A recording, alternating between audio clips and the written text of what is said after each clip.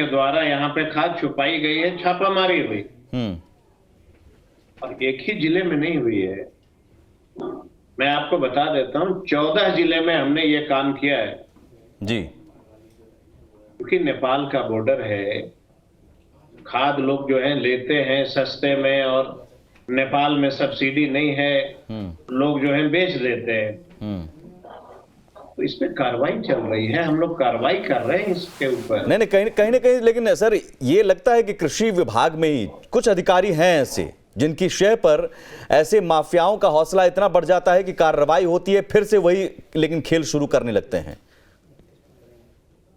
कहां नहीं है, जरा हमें ये बता दीजिए। अभी कुछ दिन, एक सप्ताह पहले आपने यूपी में नहीं देखा, नेपाल के बॉर्डर पे एक ट्रक खाद पकड़ाया।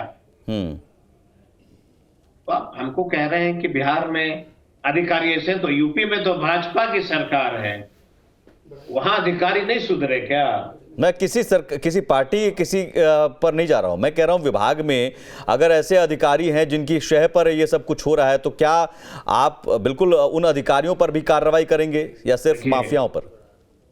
मैं आपको बता देता हूं जी। देश में, बिहार में हत्या का जो है कानून बना हुआ, हत्या करेंगे सजा होगा, जेल जाएंगे। हत्या होती है कि नहीं होती है? जो माफिया हैं वो गलत करेंगे तो मैं छोड़ूंगा नहीं। और पहली बार मैं आपको बता देता हूं कि मेरे द्वारा नेपाल से सटे हुए, यूपी से सटे हुए जितने जिले थे, सब जगह हमने छापामारी का जो है हमने व्यवस्था कराया कि छापामारी करें। तो इसका मतलब आप मानते हैं कि सर खाद की किल्लत के बजाय कालाबाजारी पर अगर रोक लग जाए तो शायद किल्लत खत्म हो जाएगी, किल्लत में कमी आ जाएगी, खाद मिलना शुरू हो जाएगा किसानों को, जो किसान परेशान रहते हैं? मैं आपको एक चीज बता देता हूं। आप पता नहीं किसान के बेटे हैं कि नहीं हैं, अगर हैं तो मैं बहुत आपको बधाई देता हूं। पुरानी बात को याद दिलाता हूं, जब हम लोग पढ़ा करते थे, हमारे पिताजी कहते थे कि फलाने बाजार चले जाओ और खाद की दुकान से एक बोरा खाद ले आना। हम लोग जाके ले आते थे। आखिर काला बाजारी का वजह क्या है? क्यों हो रहा है इस तरह का काम? खाद हमें दिसंबर के 15 दिसंबर तक हमको जो है 4.5 लाख मैट्रिक टन हमको खाद चाहिए। अभी तक हमको 67% खाद मिला। ये क्राइसिस हो क्यों रहा है भाई?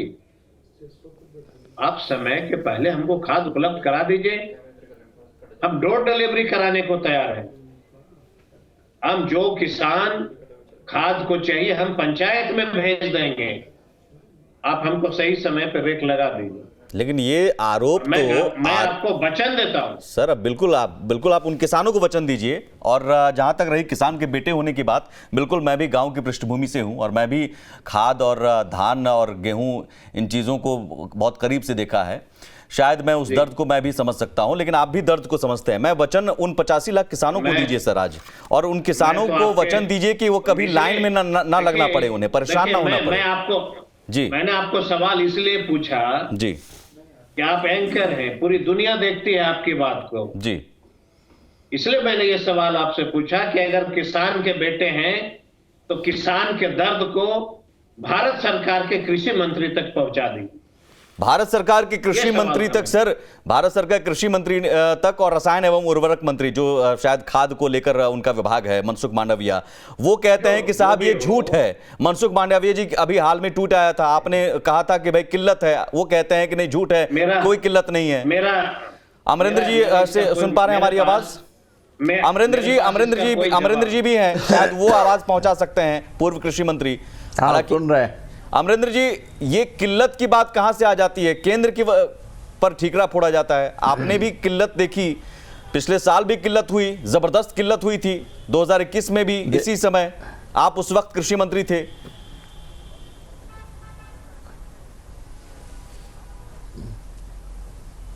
हाँ देखिए, मैं बता रहा हूँ, किल्लत का सामना हमें भी करना पड़ा था, और तब करना पड़ा था जब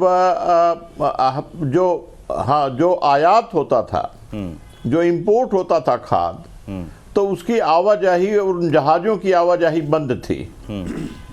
तो इस कारण कुछ कमी हुई थी, लेकिन उस समय भी केंद्र सरकार ने और कई प्रकार के उपाय करके उन कमियों को दूर करने का प्रयत्न किया था।